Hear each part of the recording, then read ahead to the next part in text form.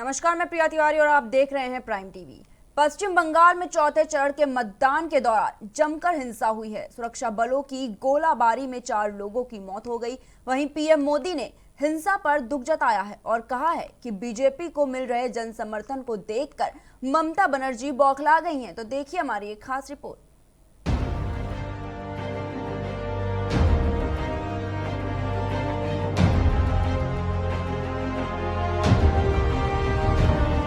पश्चिम बंगाल में अभी 4 चरण के मतदान और बाकी हैं और राजनीतिक पार्टियां सत्ता में सरकार बनाने के लिए चुनाव प्रचार प्रसार में लगी हैं।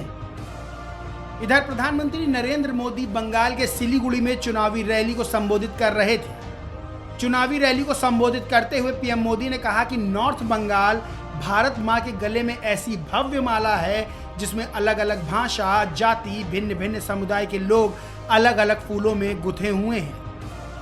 यहाँ एक भारत श्रेष्ठ भारत की सुंदर तस्वीर दिखती है। प्रधानमंत्री मोदी ने कहा कि इस बीच कूच बिहार में जो हुआ वो बहुत दुखद है।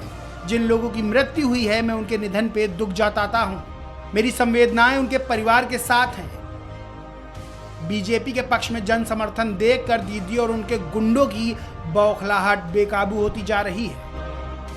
साथियों, इस बीच कुछ बिहार में जो हुआ है वो बहुत ही दुखद है। जिन लोगों की मृत्यु हुई है मैं उनके निधन पर दुख जताता हूं। मेरी संवेदनाएं उनके परिवार के साथ है। बीजेपी के पक्ष में जन समर्थन देखकर दीदी और उनके गुंडों में बौखलाहट हो रही है। आपकी कुर्सी जाते देख दीदी इस स्तर पर उतर आई है, लेकिन मैं दीदी को, टीएमसी को, उनके गुंडों को साफ साफ कह देना चाहता हूं, दीदी और टीएमसी की मनमानी बंगाल में नहीं चलने दी जाएगी।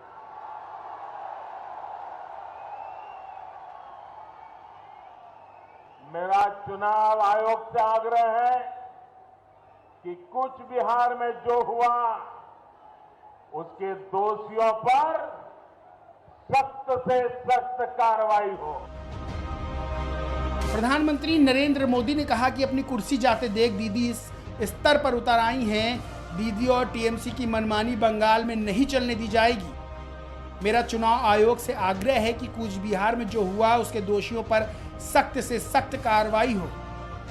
उन्होंने तृणमूल कांग्रेस पर लोगों को सुरक्षा बलों के खिलाफ उकसाने और उनकी राह में रोड़े अटकाने का आरोप लगाया और कहा ऐसे तरीकों से भी ममता बनर्जी की सरकार बचने वाली नहीं है। बता दें कि कूच बिहार जिले के सीतलकुची में स्थानीय लोगों द्वारा हमला किए जाने के बाद सीआईएसएफ ने कथित तौर पर गोलियां चलाईं जिसमें 4 लोगों की मौत हो गई। ऐसे आरोप है कि स्थानीय लोगों ने सीआईएसएफ जवानों की राइफलें छीनने की कोशिश की। पीएम मोदी ने आगे कहा कि मैंने सोशल मीडिया में एक वीडियो देखा, उसमें दीदी के करीबी बंगाल के पर्यटन मंत्री और यहां पास के ही विधायक लोगों को धमका रहे हैं। उन्होंने कहा कि अगर बीजेपी को वोट दिया तो लोगों को उठाकर बाहर फेंक दिया जाएगा। ये भाषा, ऐसी धमकी आपको मंजूर है? प्रधानमंत्री मोदी ने आगे कहा कि बंगाल के लोग यही रहेंगे, अगर जाना ही है तो सरकार से आपको जाना होगा। दीदी, आप बंगाल के लोगों की भाग्य विधाता नहीं है, बंगाल के लोग आपकी जागीर नहीं है। पीएम मोदी ने आगे कहा कि बंगाल के लोगों ने तय कर दिया है, आपको जाना ही होगा। आप अकेली नहीं जाएंगी, आपके पूरे गिरोह को जनता हटाने वाली है।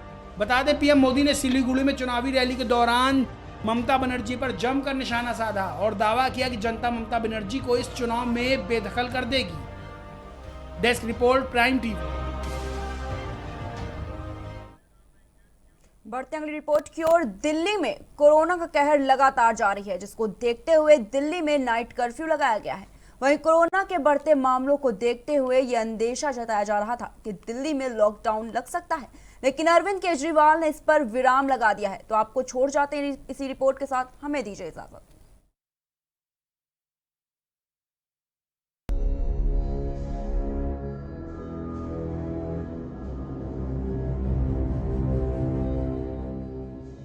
कोरोना के बढ़ते मामलों के बीच मुख्यमंत्री अरविंद केजरीवाल ने पत्रकारों से बातचीत में कहा कि शहर में लॉकडाउन नहीं लगाया जाएगा और न ही किसी तरह के कोई नए प्रतिबंध लगाए जाएंगे।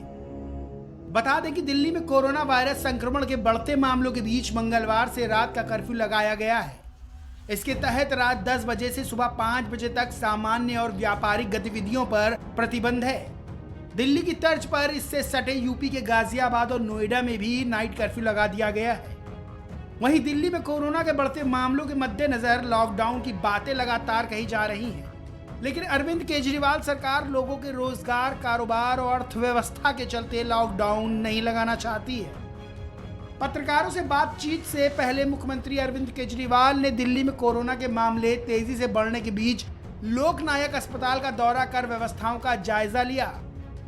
इस दौरान मुख्यमंत्री ने कहा कि कोरोना के मामले तेजी से बढ़ रहे हैं, इसके लिए टीकाकरण में तेजी लाने की जरूरत है। ये भी बताया कि अभी हमारे पास 8 से 10 दिन की वैक्सीन है। उन्होंने बताया कि इस बात को लेकर मैंने प्रधानमंत्री को चिट्ठी लिखी है कि सभी को टीका लगाने की छूट दी जाए और टीकाकरण केंद्र बढ़ाने की छूट दी जाए, तो हम 2 से 3 महीने में पूरी दिल्ली को टीका लगा देंगे। अरविंद केजरीवाल ने ये भी बताया कि अभी बचाव के लिए हमारी कुछ और सख्ती करने की तैयारी है, उसके बारे में जल्द जानकारी देंगे, लेकिन लॉकडाउन नहीं लगेगा। वैक्सीनेशन में मैंने प्रधानमंत्री जी को चिट्ठी भी लिखी है कि पूरे हम दिल्ली के अंदर, मैं अपनी व्यवस्था बता सकता हूं, मैं बाकी देश के बारे में बात नहीं कर सकता। अगर हमें समुचित नंबर में वैक्सीनेशन की डोजेस उपलब्ध करा दी जाएं, एज की लिमिट हटा दी जाए और वैक्सीनेशन सेंटर्स खोलने के नियम, हमें बड़े स्तर के ऊपर वैक्सीनेशन सेंटर खोलने की इजाजत दे दी जाए, तो हम 2 से 3 महीने के अंदर पूरी दिल्ली को वैक्सीनेट कर सकते हैं। और वैक्सीनेशन अगर हो जाएगी तो कोरोना की जो सीरियसनेस है वो खत्म हो जाएगी। कोरोना फिर बीमारी से दिल्ली में आज की डेट में हमारे पास 7 से 10 दिन की वैक्सीन है और बहुत स्ट्रांग कंडीशंस हैं। 45 साल से कम को लगा नहीं सकते हैं। ये सब कंडीशंस इस टाइम मुझे लगता है हटाने की जरूरत है। हमें बहुत बड़े स्तर के ऊपर वैक्सीनेशन ड्राइव करने की जरूरत है। वो सब अभी हम कंफर्टेबल पोजीशन में। वहीं इसके साथ राजधानी दिल्ली में वैक्सीन पर राजनीति गरमाती जा रही है। आप पार्टी ने केंद्र सरकार पर निशाना साधा है कि जहां भारत में कोरोना वैक्सीन की कमी है, तो वहीं पाकिस्तान को वैक्सीन निर्यात करने की तैयारी की जा रही है। पाकिस्तान भारत में आतंकी निर्यात करता है, तो वहीं भारत पाकिस्तान को वैक्सीन निर्यात कर रहा है। Desk report, prime TV.